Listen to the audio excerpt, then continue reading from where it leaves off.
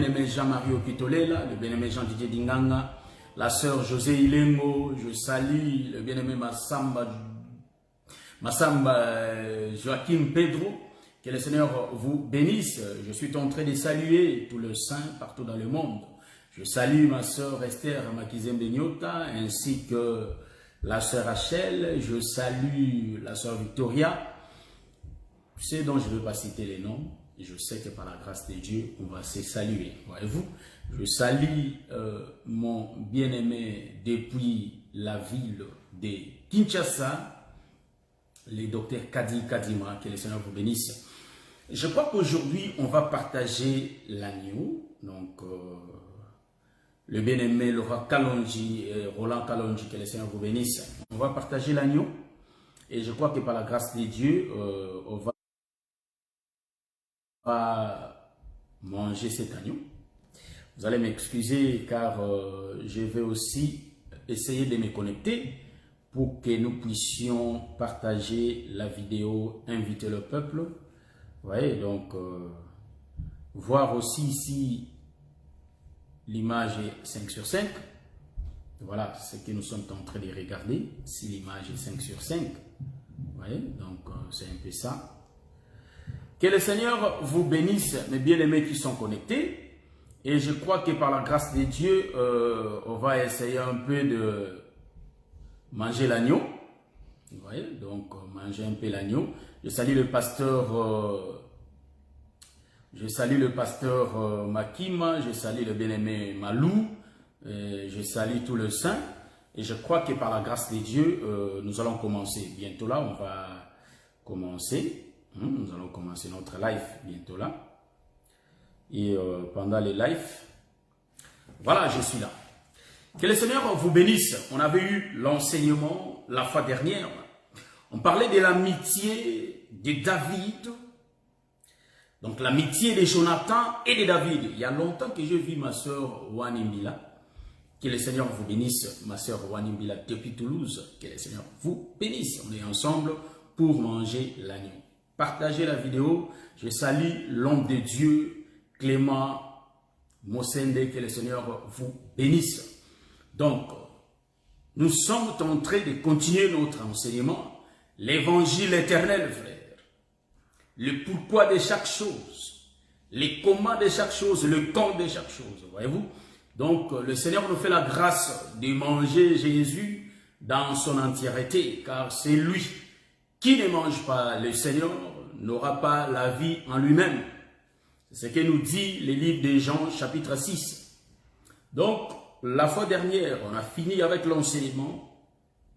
On avait commencé sur l'amitié de David et de Jonathan qui parlaient de Christ. On a essayé un peu de faire ça en 16 parties. Le Seigneur nous a fait la grâce. Mais jusque-là, je suis reconnaissant que j'ai toujours pas pu expliquer Saül. Il est l'ombre des eaux de Noé, c'est-à-dire les eaux de Noé qui tuent le peuple, voyez-vous. Donc ça, je n'avais pas expliqué. Je me suis rendu compte après que je n'avais pas expliqué cela. Mais par la grâce de Dieu, dans cet enseignement, nous allons le prendre aussi, essayer un peu de l'expliquer, comment Saül était devenu les eaux de Noé qui avaient tué le peuple, voyez-vous.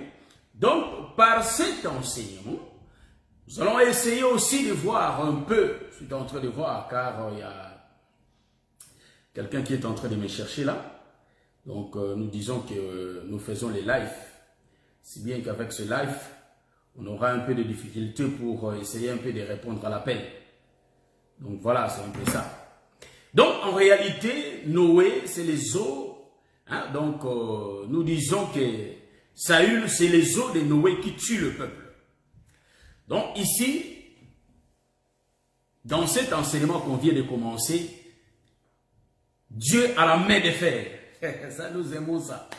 Car le Seigneur va nous révéler des choses qu'on n'a pas pu comprendre, mais le Seigneur, par sa grâce, au travers de son ministère, la grâce qu'il nous a donnée, nous allons essayer un peu de le comprendre.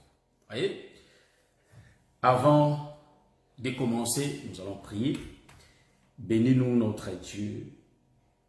le père des orphelins et le mari de veuve. Laisse que toi-même tu prennes contrôle de cette vidéo, de cet enseignement. Enseigne-nous ta parole, que nous soyons attentifs à ce que tu vas nous dire dans ces lieux. Hôte éternel, mon Dieu, mon roi, loin de nous toutes sortes éternelles de distractions, que cela soit loin de nous, éternel, au nom de Jésus.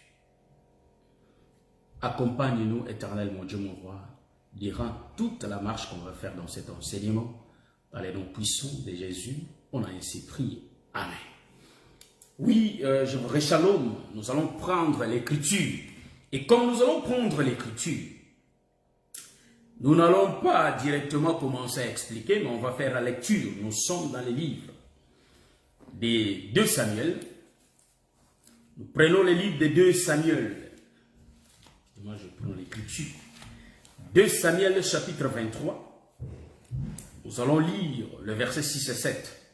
C'est ça la base, c'est-à-dire le verset clé de notre enseignement.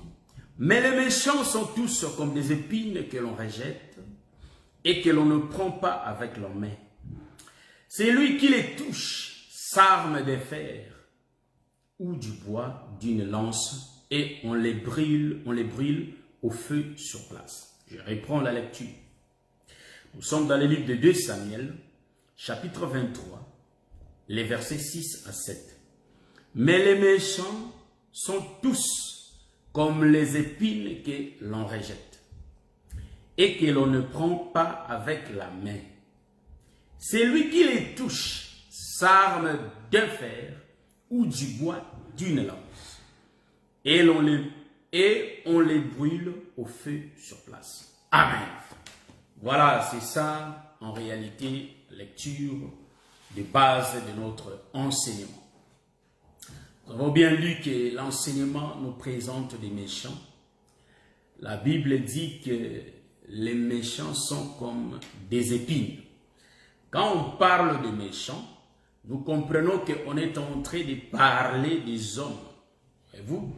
Mais la Bible utilise ces expressions pour essayer un peu d'expliquer le méchant, pour essayer un peu d'expliquer le peuple qu'on appelle le méchant. Mais avant d'entrer dans le bain de notre enseignement, je salue mon bien-aimé Antonio Kitoko, que le Seigneur nous bénisse. On est rare ces derniers temps, mais nous allons faire tout par la grâce de Dieu pour qu'on puisse se parler. Après même les lives, que le Seigneur vous bénisse. Donc, ici, nous disons que Dieu a la main de fer. Vous voyez? Donc ici, vous allez comprendre que avant que nous entrons dans notre paix de l'enseignement, nous allons d'abord toucher Saül étant les os de Noé qui tue le peuple. Vous voyez? Ça, je n'avais pas expliqué. Pourquoi nous avons dit que Saül, c'est les os de Noé qui tue le peuple? Voyez-vous que Saül, sur la montagne de Gilboa, Saül était sur la croix. Or, s'il y a quelqu'un sur la croix, en réalité, il faut que la mort se présente. Voyez-vous? Donc, Saül sur la croix de Gilboa. Hein? Donc ici, nous sommes dans la révélation. Il faut essayer un peu de comprendre notre langage. Voyez? Donc, Saül sur la croix de Gilboa, vous allez remarquer qu'il y a les 2 peuples qui vont mourir. Voyez-vous? Donc, il y a la partie d'Israël et il y a la partie des Philistins qui vont mourir. Est-ce que vous comprenez ça, mon bien-aimé Paï, Serge, Diocolo, Zélote, depuis Paris? Voyez-vous que Saül sur la montagne. La mort de Saül a fait que les 2 peuples meurent aussi, c'est-à-dire et le Philistin et les Israélites. Je suis en train de saluer mon bien-aimé Papa Jimmy Cass, que le Seigneur vous bénisse depuis Paris. Vraiment que le Seigneur vous bénisse. Donc, nous voyons ici que la mort de Saül a entraîné aussi les autres morts. Or, le véritable Saül, c'est le Seigneur Jésus-Christ. Remarquez Saül sur la croix. Les Philistins étaient morts et aussi les Israélites étaient morts. Donc, si nous regardons dans la Nouvelle Alliance, là nous allons comprendre que Jésus sur la croix, sur la montagne de Golgotha, il y avait aussi les deux peuples qui étaient morts. Vous voyez? Et les Philistins, pardon, et les Israélites et les gens des nations. Vous voyez? Voilà pourquoi on avait dit que Saül c'est les eaux. Pourquoi Saül c'est les eaux? Qui tue le peuple. Nous rentrons dans le temps de Noé. Là nous allons remarquer que Noé, pour sauver le peuple, il faut tuer d'abord le peuple. Est-ce que vous voyez ça? Noé qui va sauver le peuple. Noé qui va sauver le peuple, mais il va d'abord tuer le peuple avant qu'il puisse se sauver. Comment nous allons l'expliquer? Noé, l'Éternel va visiter Noé. Le Seigneur va dire à Noé de construire l'arche parce que la pluie va venir. Or, vous allez remarquer ceci. Pour que la pluie tombe, il faut que Noé, en réalité, construise d'abord l'arche. Si l'arche est finie d'être construite, en réalité, le Seigneur va faire pleuvoir la pluie. Remarquez, la pluie viendra du ciel. Voilà pourquoi nous avons dit qu'en réalité, la pluie qui tombe du ciel, c'est Saül qui vient du ciel. Vous avez posé la question de savoir pourquoi Saül va venir du ciel. Saül, en réalité, n'était pas un homme de la terre. Il faut comprendre mon langage. C'est pourquoi l'Éternel va dire à Samuel, le prophète, de prendre Saül comme roi, d'établir Saül comme roi pour son héritage. Donc celui qui devrait sauver le peuple, en réalité, c'était Saül. Vous allez me poser la question, mais Israël était déjà hors d'Égypte. Ça, ce n'est pas moi qui l'ai dit. Donc, pour être sauvé, il faut croire que Saül va être ton roi. Donc, si Saül n'est pas ton roi, tu ne seras pas sauvé. Le peuple a dit, la délivrance de son peuple se trouve entre les mains de Saül. Est-ce que vous voyez ça? Et maintenant, Saül, c'est Dieu qui l'avait appelé à la royauté. Est-ce que vous voyez ça? Donc, c'était la parole qui était sortie de la bouche de Dieu. La parole qui sort de la bouche de Dieu, nous comprenons que c'est la pluie. En réalité, la parole qui sortait de la bouche de Dieu, nous disons que c'est la pluie qui tombait du ciel. Car Dieu, c'est le ciel. Et sa parole qui sort de sa bouche, nous comprenons que c'est la pluie qui est en train de tomber. Selon Ésaïe, chapitre 55, 10, 11. Vous voyez ça? Donc nous disons que la pluie qui tombait, en réalité, la pluie avait un message. Quel était le message de cette pluie? Le message était que Saül soit roi. Où? En Israël. Vous voyez? Donc, la pluie est un message. La pluie est un nom. Or, son message, c'est l'établissement de Saül étant le roi en Israël. Car c'est Saül qui allait délivrer son peuple.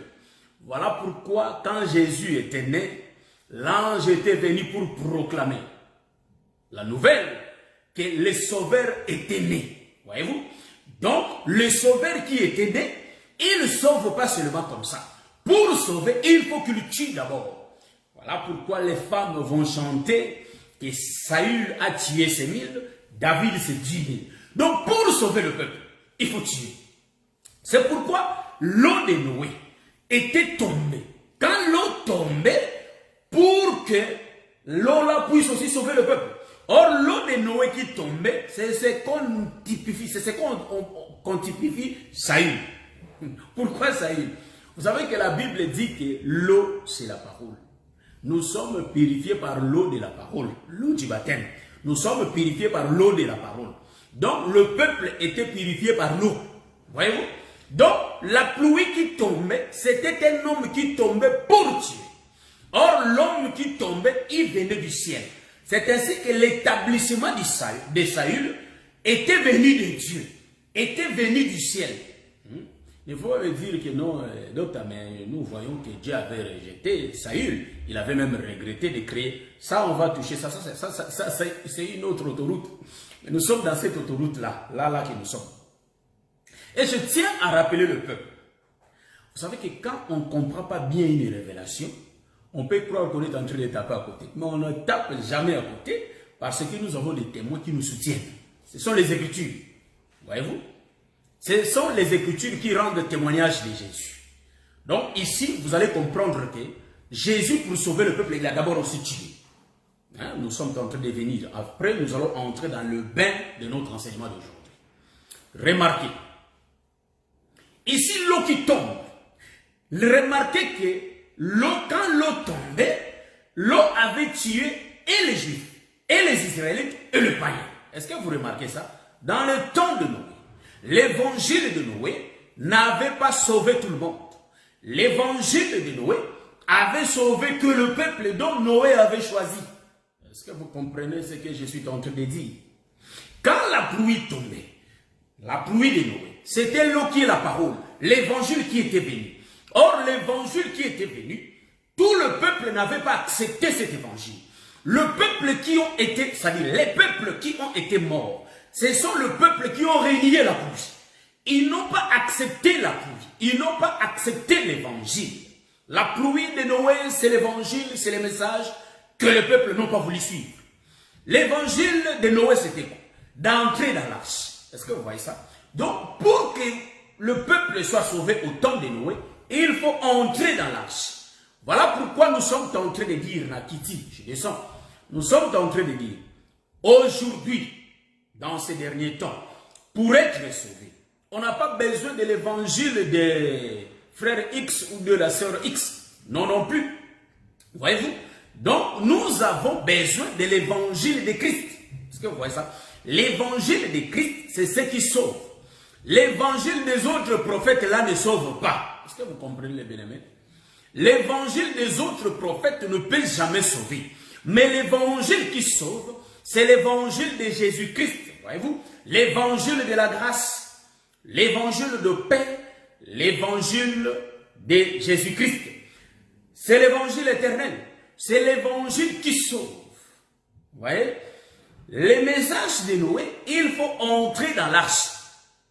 C'est pourquoi nous aussi nous disons aujourd'hui, il faut que nous entrions dans l'arche qui est l'évangile.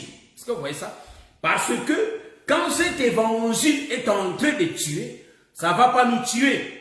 C'est pourquoi vous allez remarquer que quand l'eau était tombée, ceux qui étaient dans l'arche étaient sauvés. Voyez-vous? Donc les eaux de Noé avaient tué et les Israélites et les païens. Mais ceux qui ont été sauvés, c'est seulement la maison de Noé. Est-ce que vous remarquez ça?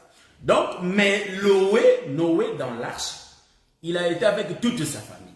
Est-ce que vous voyez ça? Noé était tout dedans là. Je rentre pour expliquer. Saül sur la montagne de Gilboa. Saül, c'est la parole qui délivre le peuple. Parce que Dieu avait dit à Samuel que celui qui a la délivrance du peuple, en réalité, c'est Saül.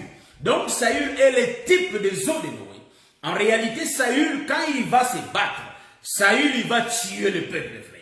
Saül, il va tuer le peuple. Vous allez remarquer, quand Saül était mort, Saül n'était pas mort seul. Saül était mort avec ses 3 enfants.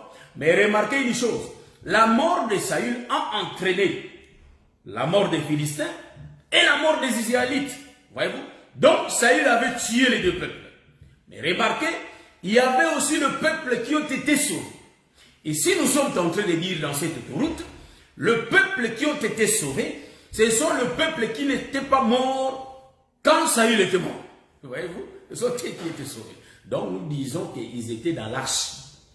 Et le peuple, en réalité, au coin des Philistins, et aussi n'était pas mort. Tous ceux qui étaient restés vivants, ce sont les gens qui ont été sauvés. Par rapport à la révélation dont nous sommes en train de toucher, étant Saül, les eaux de Noé qui tuent le peuple. Voyez-vous? Mais remarquez Jésus sur la croix. Jésus sur la croix, vous allez remarquer, il y avait aussi 2 peuples. Les autres étaient morts. Nous avons dit, tous ceux qui étaient morts au temps de Noé physiquement, dans notre temps, nous disons que le peuple qui n'ont pas cru à l'enseignement du Seigneur sur la croix. Donc, selon l'autoroute que nous sommes en train de prendre, Jésus sur la croix. Vous allez remarquer, il y avait le camp des Romains, il y avait le camp des étrangers, et il y avait le camp des Juifs. Voyez-vous, les souverains sacrificateurs étaient là. Depuis, ça dit, il y avait des gens, il y avait des maris, il y avait aussi les disciples de Jésus qui étaient là. Remarquez, Jésus étant les eaux de Noé qui tuent le peuple, vous allez remarquer qu'il y avait le peuple qui était mort, et il y avait le peuple qui était resté en vie. Remarquez, Jésus, sa mort, n'a pas seulement sauvé un peuple, mais la mort de Jésus avait sauvé deux peuples. Si nous voulons le voir, il faut que nous consultons les Écritures pour essayer de voir que de deux, il en a fait que un. Parce que vous voyez, vous connaissez l'Écriture. Vous connaissez l'Écriture, il faut lire encore, tellement qu'on a beaucoup à dire. Il faut lire, nous connaissons l'Écriture. Pour faire asseoir la chose, le frère Paul dit, de deux, il en a fait que un. Bon, rapidement, je vais prendre cette écriture. Hein? Rapidement, je vais prendre, j'utilise le GSM du portable. Donc, de deux, je cherche ça. Il en a fait un. Donc, remarquez rapidement. Voilà, nous allons chercher l'écriture. Nous sommes dans l'Éphésiens. Hein? Éphésiens chapitre 2, le verset 14. Éphésiens chapitre 2, le verset 14. Je vais prendre l'écriture là pour, en réalité, bien asseoir la chose. Nous allons prendre ça. Je ne sais pas si on va commencer au verset 13. Je prends ça. Je commence au verset 13. Mais maintenant, en Jésus-Christ, vous qui étiez jadis éloignés, vous avez été rapprochés par le sang de Christ. Verset 14. Car il est notre paix. Celui qui est notre paix, c'est le Seigneur Jésus-Christ. Lui qui des deux n'en a fait que un et qui a renversé le mur de la séparation. Donc, Jésus qui a renversé le mur de la séparation. Allez remarquer que nous disons que Jésus, il a séparé le mur des... le mur, c'est-à-dire le mur qui existait entre les Juifs et les païens. Vous voyez, vous remarquez? Donc, de deux peuples. Quand on parle de deux peuples, on parle et Israël et les nations. C'est ainsi que vous allez remarquer, devant Jésus, sur la croix de Golgotha, sur la montagne, vous allez remarquer que les disciples étaient là et les pharisiens aussi étaient là. Vous allez remarquer aussi que le soldat romain était là. Ce n'est pas tous les soldats qui ont cru. Je vais expliquer ce que je vais expliquer maintenant. Vous allez m'excuser, je cherche à lever. Il y a quelque chose qui se présente qui m'empêche de bien parler. Donc, en réalité, vous allez remarquer que sur la croix, excusez, vous allez remarquer que sur la croix, il y a des gens qui m'appellent, vous allez m'excuser, il y a des gens qui m'appellent, j'ai reçu des appels et tout. C'est pourquoi ça me distrait un peu. Vous allez m'excuser. Donc, vous allez remarquer que sur la croix, il y avait ces deux peuples. Remarquez, au camp des Romains, il y a seulement un qui représente, il y a seulement un qui représente tout le peuple des nations. Et au camp des Juifs, vous allez remarquer que c'est le camp des disciples de Jésus qui ont représenté ce peuple qui était dans l'âge. Voilà pourquoi vous allez remarquer, et les hommes, et les animaux, et tous étaient dans l'arche. Donc, dans l'arche, on avait deux peuples. Et le peuple, et les Juifs, et les animaux. Donc, Israël et les nations. Les animaux, l'ombre des nations, et Israël, l'ombre des hommes qui était avec Noé. Vous allez remarquer. Or, sur la croix, les choses se présentent sur la croix. Sur la croix de Golgotha, un seul soldat romain qui a représenté le peuple des nations. Quand il a percé les Seigneurs, je crois bien que c'est ça. C'est longtemps que j'ai lu l'écriture, mais je crois que c'est ça. Et vous allez remarquer que ce soldat a dit, quand Jésus a rendu l'âme, il a dit, celui-ci était vraiment l'enfant de Dieu. Donc cet homme a cru à la parole que Jésus était vraiment l'enfant de Dieu. Nous disons que cet homme avait pris à l'arche, car Jésus c'est lui l'arche. Donc Jésus c'est lui Saül. Et remarquez encore, de l'autre côté des Israélites, vous allez remarquer Marie, Jean, le disciple de Jésus, ce sont eux qui étaient dans l'arche. Donc nous avons vu que sur la croix, il y a Jésus et les soldats romains, ça dit pardon, il y a les Juifs et les soldats romains qui ont été sauvés. Voilà pourquoi nous disons que la mort de Jésus a fait de sorte que les deux peuples soient sauvés. Voyez-vous? Donc, Jésus étant la pluie, Jésus étant la pluie qui était venue du ciel pour tuer le peuple et pour sauver. Donc, Jésus était venu pour tuer et pour sauver. Quand nous disons que Jésus était venu pour tuer, nous remarquons que Jésus, en réalité, n'était pas venu seulement pour sauver, mais il était venu aussi pour tuer. Que le Seigneur vous bénisse. Nous rentrons maintenant dans le bain de notre enseignement. Pourquoi nous avons dit que Dieu a la main de fer? Nous avons bien lu l'Écriture. Vous voyez? Nous rentrons dans notre enseignement d'aujourd'hui. Remarquez, selon l'Écriture qu'on a lue. Donc, nous allons répéter. Ça, on a fini la partie là qui nous a fait qu'on puisse retarder un peu. La partie qui a été vraiment prioritaire pour l'explication d'aujourd'hui. Et aujourd'hui, nous rentrons pour expliquer 2 Samuel chapitre 23. À ce moment-là, nous allons expliquer 2 Samuel chapitre 23, le verset 6. Mais les méchants sont tous comme des épines que l'on rejette et qu'on ne prend pas avec la main. Les méchants sont comme des épines. Nous sommes en train d'expliquer ça. Les méchants qui sont comme des épines, vous connaissez tous des épines. Pourquoi je parle de cela? Car nous disons que les Écritures rendent témoignage de Jésus. Quand on parle de méchants, selon notre langage de la terre, nous disons que le méchant, en réalité, ce sont des hommes mauvais. Or, les Écritures rappellent que ceux qui sont mauvais, en réalité, ce sont des méchants. En d'autres termes, ce sont des épines.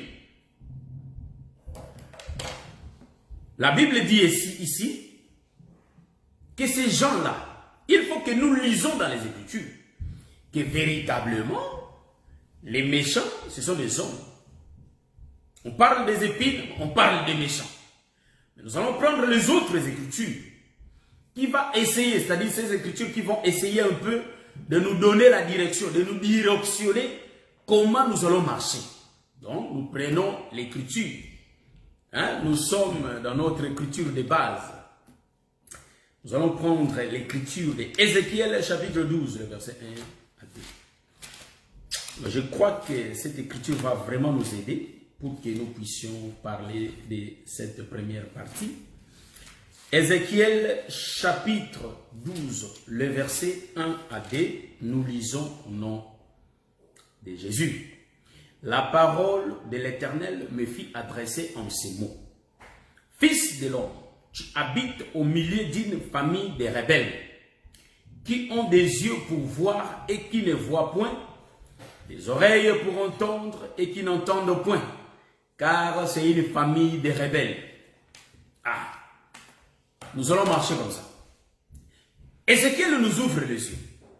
Le Seigneur lui dit que cet homme d'Ézéchiel est en train d'habiter parmi la famille des rebelles. Vous voyez, j'aime l'écriture, frère, car ce sont les Écritures qui nous ouvrent les yeux.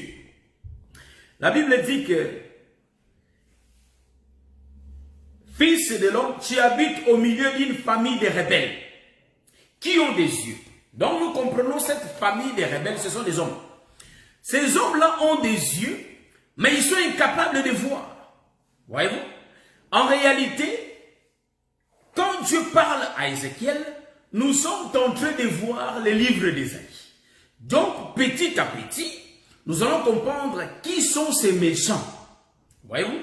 Quand Dieu dit que ces méchants sont disons que ce sont un peuple rebelle, Il ne faut pas appeler tout le monde des méchants. Oh non, nous aussi, non. Donc j'ai ici les Écritures, les Écritures vont vraiment nous directionner pour comprendre qui sont les méchants. Ouais. Je prends l'Écriture. Quand il dit qu'ils ont des yeux, mais ils ne voient pas. Je vais prendre une autre Écriture. Hein? Donc, nous avons un autre langage de connaissance aujourd'hui. Nous allons prendre une autre Écriture. Ésaïe chapitre 6, le verset 9. Pour essayer un peu d'y arriver avant de donner l'explication. Ésaïe, je suis dans le livre d'Ésaïe chapitre 9. Supportez-moi. Je tourne de feuilles pour arriver au verset. La Bible dit, Ésaïe chapitre 6, le verset 9. Nous lisons au nom de Jésus. Il dit alors, va et dis à ce peuple. Donc le Seigneur est en train d'envoyer Ésaïe comme il avait envoyé le prophète Ézéchiel. Il dit, va et dis à ce peuple, vous entendrez et vous ne comprendrez point, vous verrez et vous ne saisirez point. Verset 10, rend insensible le cœur de ce peuple, endurcis ses oreilles et bouche-lui les yeux, pour qu'il ne voie point de ses yeux, n'entende point de ses oreilles, ne comprenne point de son cœur, ne se convertisse point et ne soit point guéri. Donc, si nous regardons les types, nous voyons que ici, le Seigneur est en train d'envoyer le prophète Ésaïe pour dire que les épines, en réalité, ont des yeux, mais ils ne peuvent pas voir. C'est-à-dire, ils ont l'entendement, mais ils ne peuvent pas comprendre ce que le Seigneur leur dit. Donc, comme Ézéchiel vit dans cette famille de rebelles, nous comprenons que cette famille de rebelles s'appelle les épines. Oh, la famille des rebelles, c'est un peuple qui se révolte contre Jésus, contre le Seigneur. Moi, je ne vais pas citer les noms de ce peuple, mais nous les connaissons, étant dans l'évangile, nous connaissons en réalité cette famille. Mais je vais encore prendre une autre écriture pour y arriver. Avant de voler, il faut lire, après on vole. Voyez-vous? Donc, je vais prendre l'écriture. On va bien voler, mais on lit d'abord. Vous voyez? Supportez-moi quand on fait la lecture. Voilà, je prends Ésaïe chapitre 30, le verset 8 à 10. Ésaïe chapitre 30, le verset 8 à 10, nous lisons au nom de Jésus. Va maintenant, il envoie encore les prophètes Ésaïe. Va maintenant, écris ces choses devant eux sur une table et grave-les dans un livre, afin qu'elles subsistent dans les temps à venir, éternellement et à perpétuité. Car c'est un peuple rebelle. Ce sont des enfants menteurs, des enfants qui ne veulent point écouter la loi de l'Éternel, qui disent aux voyants, ne voyez pas, et aux prophètes, ne vous prophétisez pas des vérités, dites-nous des choses flatteuses, prophétisez des chimères. Voyez-vous? Ça, c'est le prophète Ésaïe. Ici, en réalité, il faut que je puisse bien le clouer, ce verset. Vous savez qu'aujourd'hui, il y a des gens aussi qui écoutent les prédicateurs prêcher.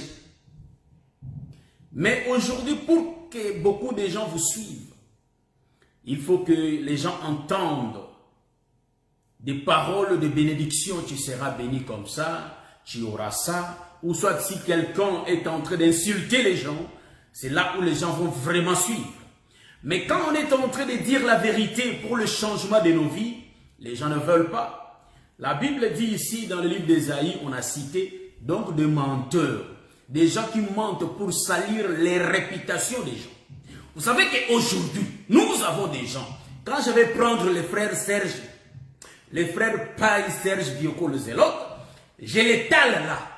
Je vais dire des mensonges contre les frères pour que les gens haïssent ces frères. Tous ceux qui mentent ce genre de choses, ce sont des rebelles. Donc les enfants qui ne respectent pas la loi de Dieu. Ici, Le prophète est parti pour donner les messages.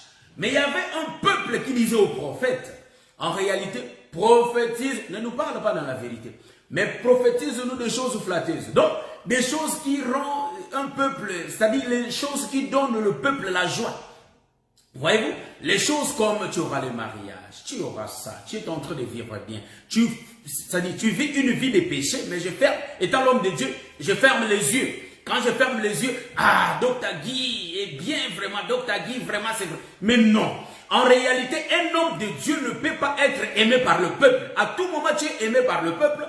Nous allons comprendre que là, l'homme de Dieu n'est pas dans la vérité. Donc, l'homme de Dieu s'est dérouté de la vérité. Un homme de Dieu, en réalité, si le peuple l'haïsse, c'est la gloire de Dieu. Nous disons que gloire au Seigneur. Si le peuple l'aime, nous allons dire aussi gloire au Seigneur. Pourquoi? Parce que le prophète de Jérémie n'a pas été aimé par le peuple. Jérémie prophétisait, mais il avait des chaînes dans ses mains. Mais il donnait des prophéties qui énervaient le peuple. Un homme de Dieu ne peut pas parler toujours le bien du peuple. C'est ainsi qu'Israël savait. Quand le prophète Samuel montait pour donner le message, Isaïe, le père de David et les autres, quand il avait vu les prophètes Samuel venir, il dit, est-ce que c'est en bien ou en mal que le Seigneur veut nous parler? Donc nous disons que, au travers de l'homme de Dieu, le Seigneur peut parler au peuple en bien, tout comme le Seigneur peut parler au peuple en mal. Vous voyez? Donc si le peuple ne marche pas bien, les dieux d'Israël, le Seigneur, le Créateur des cieux et de la terre, il est là pour nous corriger. Voilà pourquoi le frère Paul dit que l'évangile est là pour nous corriger. Voyez-vous? Donc nous disons que pour nous redresser, nous disons que l'évangile ne cajole pas toujours le peuple. Mais l'évangile est là pour redresser le peuple si le peuple va à volo. C'est-à-dire si le peuple se déroute, l'évangile vient pour corriger le peuple. Remettre le peuple dans le droit chemin. C'est pourquoi l'homme de Dieu doit faire très attention. Si tu es trop aimé par le peuple, il faut se demander, est-ce que je marche vraiment bien? C'est ainsi que tous les prophètes n'ont pas toujours été aimés. Il y avait d'autres prophètes, quand on le voyait déjà, on commence à s'énerver. Comme le prophète Michée devant Akab. Akab savait, le roi Akab savait que quand le prophète Michée se présente, il veut seulement me parler en mal. C'est ainsi que ma soeur, mon frère, si tu vois que l'homme de Dieu est en train de prêcher, il est en train de condamner les œuvres mortes que toi tu vis, mon frère, ma soeur, il ne faut pas se fâcher contre l'homme de Dieu. C'est Dieu qui est en train de te parler pour que toi tu changes ta vie. Comme il n'est pas encore trop tard pour que tu vives, pour que tu sois sauvé, il est seulement question de changer ta vie. Voyez-vous, il n'est pas encore trop tard. Pourquoi je l'ai dit? Parce que le Seigneur n'est pas encore revenu, c'est-à-dire venu pour nous prendre. C'est-à-dire la mort n'est pas encore là. Voyez-vous, si la mort est là, c'est déjà trop tard. Et si le Seigneur revient, c'est aussi trop tard. Mais pour que nous soyons sauvés, même si l'homme de Dieu parle contre nous, ce n'est pas l'homme de Dieu, c'est le Seigneur en lui. Voilà pourquoi le ministère utilise une cabane. Le ministère utilise un corps. Le ministère, c'est le Seigneur Jésus-Christ qui vit dans les ministres. Est-ce que vous comprenez ça? Voilà pourquoi nous disons qu'il y a des prophètes qui prophétisaient des choses flatteuses au peuple. Donc, ils cachaient la vérité pour dire des choses des choses qui plaisent au peuple. Voyez-vous? Donc, toutes choses qui plaisent au peuple, c'est ce que l'homme de Dieu vient avec pour qu'il soit aimé. Nous disons, frère, que je sois aimé ou pas, moi je vais garder la lignée, je vais garder la droiture, je vais garder la vérité, car notre Dieu aime la vérité. Les hommes menteurs, vous prenez les frères Serge, vous commencez à lui dire, vous savez, ces frères la vie comme ça. Ces frères, non, ce sont des mensonges, frère. Pourquoi mentir? Pour que seulement toi tu sois aimé et pas les autres. Nous disons que les sœurs qui marchent comme ça, vous faites une connaissance, vous êtes là, mais vous parlez derrière votre dos le mal de votre sœur. Ça, c'est diabolico-satanique. Voyez-vous? Les gens qui mènent une vie pareille, l'Écriture nous dit de changer nos vies. Voyez-vous? Voilà, nous allons continuer. Donc, Ésaïe nous dit en réalité, ce peuple, c'est un peuple qui ment. C'est un peuple mauvais, c'est une famille de rebelles. Mais nous avons une écriture qui dit, Israël, c'est lui la famille des rebelles. Voyez-vous? Nous allons maintenant essayer de monter petit à petit. Tout le monde peut déjà nasser, tout le monde peut nasser, tout le monde peut nasser. Ouais? Donc on a mis longtemps, nous allons marcher seulement comme les Autriches. Maintenant, il faut que nous puissions voler un peu comme des aigles, vous voyez? Car la révélation, c'est les dons que le Seigneur nous a fait. Voilà pourquoi le Seigneur nous a fait. Voilà, c'est pourquoi nous allons essayer un peu de voler. Voilà. Donc, vous allez remarquer, il y a une écriture que je vais prendre rapidement, l'écriture de Deutéronome. Là, ça va nous dire que c'est vraiment Israël. Deutéronome chapitre 9, je crois. Ouais, Deutéronome chapitre 9, le verset 7. Nous lisons rapidement. Pour que nous ayons vraiment cette facilité de voir que c'est Israël. Voilà. Donc, Deutéronome chapitre 9, le verset 7. Est-ce que c'est ça?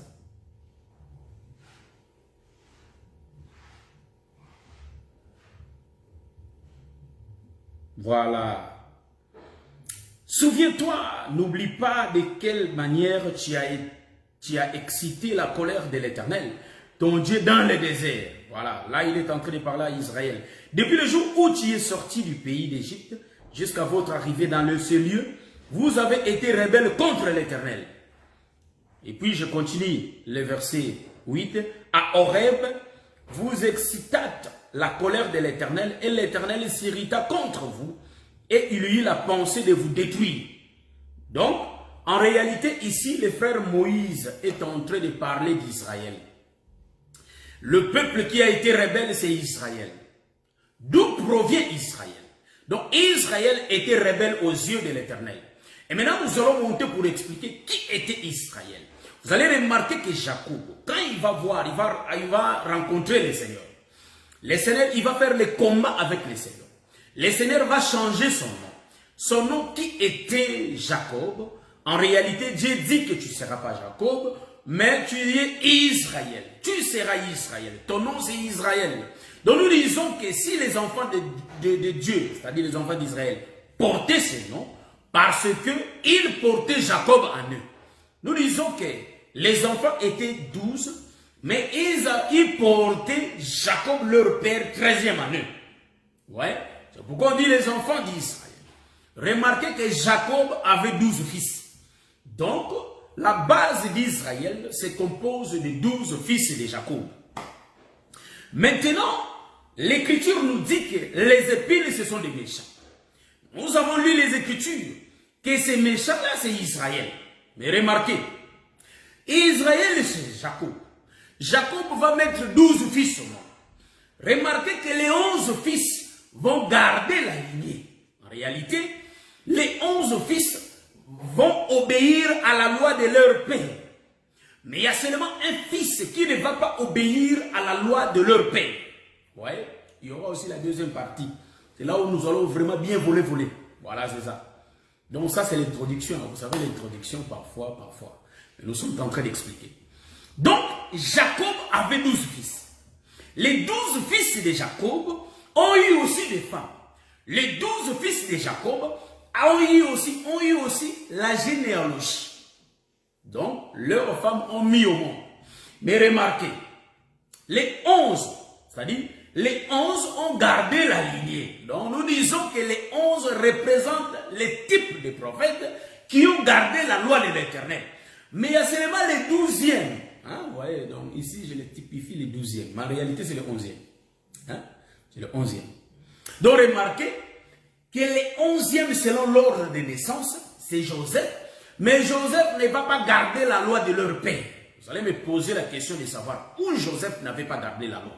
Donc, Joseph, c'est quelqu'un qui n'obéit pas à la loi. Car Moïse avait donné la loi. La loi de Moïse est que Israël ne va pas aller prendre les femmes étrangères. Mais Israël va prendre les femmes qui sont ses sœurs. Israël. Car le Saint se marie entre eux. Ouais. Mais ici, vous allez remarquer, il faut que quelqu'un désobéisse la loi de Jacob. La loi de Jacob qui est leur père. En réalité, le véritable Jacob, c'est Dieu lui-même qui donne l'ordre aux 12 fils d'Israël de prendre que les femmes d'Israël. Vous voyez? Donc nous tous, nous allons nous marier aux femmes qui sont sorties de Jacob. Car Jacob avait des filles et il avait des fils. Mais Jacob a seulement cité des fils. Je rentre pour donner l'explication. Vous allez remarquer, il y a Joseph en réalité qui va descendre, quitter les ciels et descendre. Donc ici nous typifions, Cana c'est le type du ciel. Là où Joseph vivait, pardon, là où Jacob vivait avec ses 12 fils. Vous savez que là où Jacob vivait avec ses 12 fils. Pour voir ces choses que je suis en train de parler, il faut prendre les livres de Jérémie. Là où Jérémie était là pour instruire tous les prophètes. Nous disons qu'avant que les prophètes descendent sur la terre, ils étaient dans les cieux. Ils étaient tout autour d'une même table. Voilà pourquoi le Seigneur Jésus-Christ était descendu sur la terre et il s'asseyait sur la même table avec ses disciples. Donc, ce n'est pas nouveau, car l'Éternel le faisait déjà quand ils étaient dans les cieux. Car le plan de la rédemption a été tracé avant même le commencement du monde. Voilà pourquoi nous étions dans la pensée de Dieu, car quand Dieu établissait ces choses.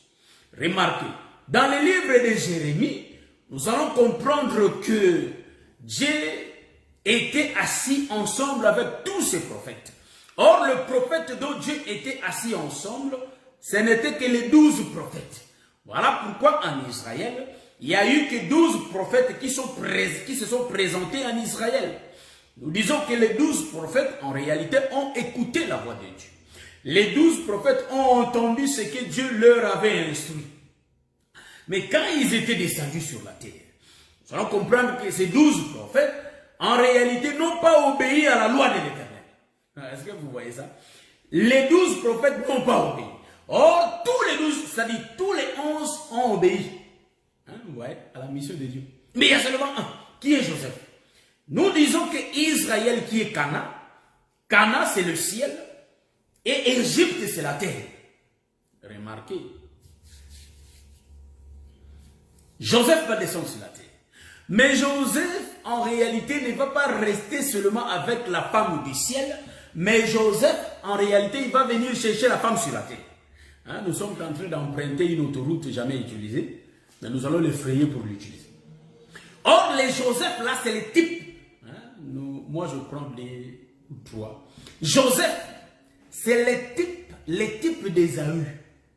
Ésaü, le type de Christ. Ah, ça c'est l'autoroute jamais utilisée. Mais nous utilisons.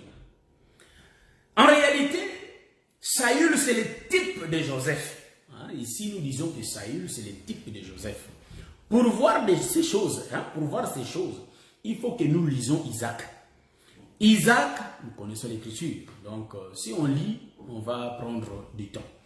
Isaac, en réalité, c'est lui qui donna la loi. Il va dire à Ésaü que vous ne pouvez pas prendre de femmes ici à Cana. Il faut en réalité aller chez nous pour prendre des femmes.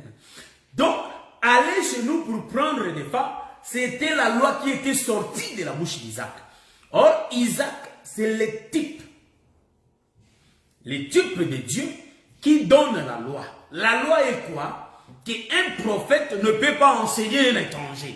Donc, prendre les femmes étrangères, en réalité, c'est enseigner les étrangers. Vous voyez l'autoroute que j'ai prise? Donc, ici, vous allez comprendre que celui qui avait obéi à cette parole, ce n'était que Jacob. Or, Jacob, c'est le type de prophète du temps du matin qui ont respecté la loi d'Isaac. La loi d'Isaac était de prêcher seulement Israël.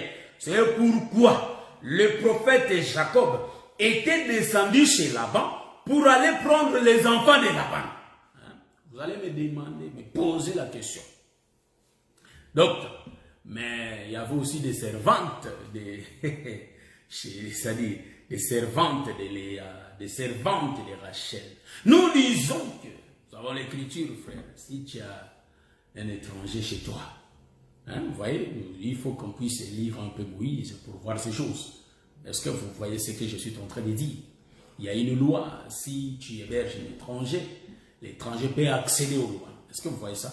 Et nous prenons toutes ces servantes et toutes ces femmes, nous les typifions comme Israël fait. Est-ce que vous voyez ça? Donc, Jacob a quitté la maison de son père et de sa mère. C'est pourquoi la Bible dit, l'homme quittera son père et sa mère. Donc, nous voyons que Jacob quitte son père et sa mère pour descendre chez Laban. Donc, en réalité, pour aller prendre la femme de son pays. Vous voyez? Donc, les parlers d'Isaac étaient les parlers de Dieu qui disait à ses fils d'aller prendre les femmes qui d'Israël. En d'autres termes. En d'autres termes. Isaac disait, pour aller prendre la femme, il faut que l'homme parle. Or, quand l'homme parle, il est en train d'enseigner la femme. Donc, nous disons que Jacob avait donné l'enseignement que en Israël. Mais remarquez Isaïe. Esaü, c'est le fils premier. C'est le premier fils d'Isaac. Pardon, d'Isaac. Or, Esaü, en réalité, c'est le grand frère. Remarquez une chose. Que Esaü va entendre le message. Mais Esaü, au lieu d'aller prendre la femme, c'est-à-dire les femmes chez eux, Esaü va prendre les femmes de Canaan. Est-ce que vous remarquez ça? Donc, Esaü s'est marié avec une femme étrangère. Pourquoi ici ça tourne? Vous voyez pourquoi nous disons que dans la révélation, il faut saisir les autres écritures. Jésus-Christ est le premier-né. La Bible dit que tous les premiers-nés appartiennent à Dieu. Voyez-vous? Esaü, c'est le premier-né. Hein? Esaü, le type de Christ, oui, nous disons Amen. Esaü, c'est lui, la promesse était sur Jacob, nous disons Amen. Mais dans la révélation, nous sommes en train d'expliquer, les premiers-nés, c'est le premier fils. C'est lui qui était le premier. Hein, voyez? Donc le premier-né d'entre les morts. Nous disons que le premier fils, c'est Esaü. Esaü est le type de Christ qui va aller prendre des femmes étrangères. Voyez-vous? Voilà pourquoi nous disons que Isaac avait deux enfants. Les deux enfants d'Isaac, c'est bien Esaü et Jacob. Celui qui avait obéi à la loi, c'est le petit frère. Or, les petits frères, en réalité, nous disons que les petits frères sont les types, les petits frères et les types des prophètes du temps du matin qui ont gardé la loi de l'Éternel. Les prophètes n'ont pas voulu blasphémer la loi. C'est ainsi qu'ils ont gardé la loi de l'Éternel pour prêcher que Israël. Voilà pourquoi nous allons dire, ces choses sont grandes. Vous allez comprendre que, en réalité, vous allez comprendre, il y a quelque chose qui se passe ici à la maison. Donc, vous allez m'excuser car... mais le Seigneur vous fera la grâce, ça sera arrangé. Aujourd'hui, j'ai vraiment tant de difficultés, des dérangements. Et le Seigneur nous fera la grâce. J'appelle aux frères et aux sœurs qui sont ici à la maison de voir un peu dans la cuisine. Il y a de l'huile sur le feu.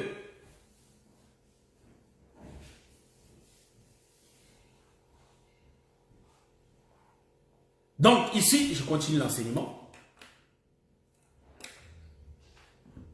Je continue l'enseignement. Donc vous allez remarquer, les deux fils représentent les deux prophètes. Les grands frères, c'est le prophète du soir. Et les petits frères, le prophète du matin. Pourquoi ça change? Nous disons que c'est Jésus qui était les grands, mais en réalité qui était parti prêcher les derniers. Mais au commencement, tout a été créé par lui. Donc le grand frère ici, c'est Esaü qui a accédé aux femmes étrangères. Remarquez, il y avait un papa ou soit un père qui avait ses deux enfants. Il y avait le grand frère et le petit frère. Le petit frère vient. Donne-moi toute l'enfant prodigue. C'est l'histoire que je suis en train de narrer. Donne-moi toutes mes richesses et je vais faire ma vie. En réalité, cet homme était parti. Cet homme était parti. En tout cas, s'il vous plaît, donc on aura du feu à la maison. Il faut que je pars arrêter ça parce que il y aura du feu vraiment à la maison. Vous allez m'excuser. C'est pour la toute première fois que cela se passe. Mais là où je suis plein de fumée, bientôt je vais commencer à tousser.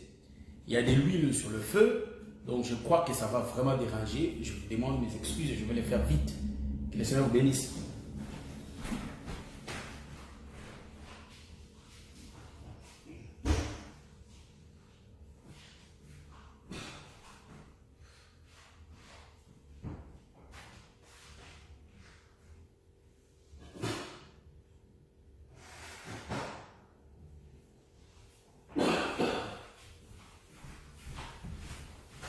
Mes excuses, que le Seigneur vous bénisse. Donc, voilà, je l'ai arrêté vite. Donc, l'enfant prodigue, il descend, il prend ses biens, il part fêter avec des femmes impudiques. En d'autres termes, avec le prostitué. Voyez-vous? Donc, nous disons que l'enfant n'a pas respecté la loi du Père. Il était parti s'amuser avec les étrangères. Vous voyez? Ici, nous voyons c'est Ésaü. Nous disons que Ésaü, en réalité, c'est le type de Joseph. Au lieu de garder la lignée, Joseph va descendre en Égypte. Quand il va descendre en Égypte, il va aller prendre une femme étrangère qu'on appelle Asnath. Or, Asnath ici, elle est l'ombre de la terre. Est-ce que vous voyez? C'est un peu compliqué, mais je vais expliquer ça. Vous comprenez pourquoi je fais comme ça? Parce que je suis en train de souffrir. Il y a du fumée partout à la maison. Il fallait que j'arrête même les lives. Parce que ça ne tient pas. Tu peux ouvrir toutes les fenêtres, s'il te plaît.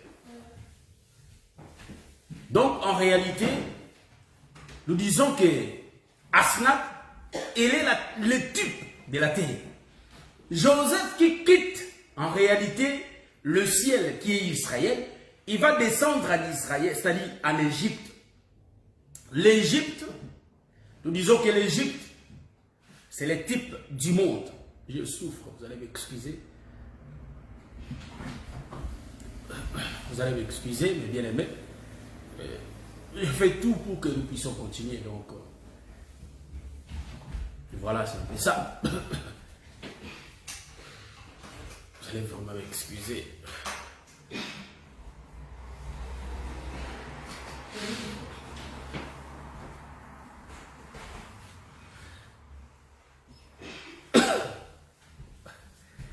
Mes chers, que le Seigneur vous bénisse. Je crois qu'on va se voir prochainement. Donc, je ne dis pas qu'elle est samedi. Nous allons continuer notre enseignement. Parce qu'il y a vraiment des choses qui nous ont dérangés. Vous voyez, tout est vraiment pas bien. Mais par la grâce de Dieu, on va se voir pour essayer un peu d'expliquer ce qui s'explique. Voilà, c'est un peu ça. Que le Seigneur nous fasse grâce. Nous allons continuer notre enseignement prochainement par la grâce de Dieu. Il y a vraiment du fumée qui fait que je puisse tousser beaucoup. Et par la grâce de Dieu, on va continuer. On est en train d'expliquer ça. Aujourd'hui, c'est l'introduction. Dieu a la main de fer. Ça, on va expliquer ça. Israël, c'est les épines. On va y arriver pour donner des révélations. Mais nous disons que le changement de nos vies est vraiment important dans nos vies, pour changer nos vies, pour marcher selon la loi de Dieu. Évitons de mentir pour que les gens nous voient que nous sommes bien. Mais en réalité, toutes les choses que nous disons sont des mensonges. Évitons de marcher pas bien devant le Seigneur. Que le Seigneur vous bénisse. On se voit la semaine prochaine. Je souffre.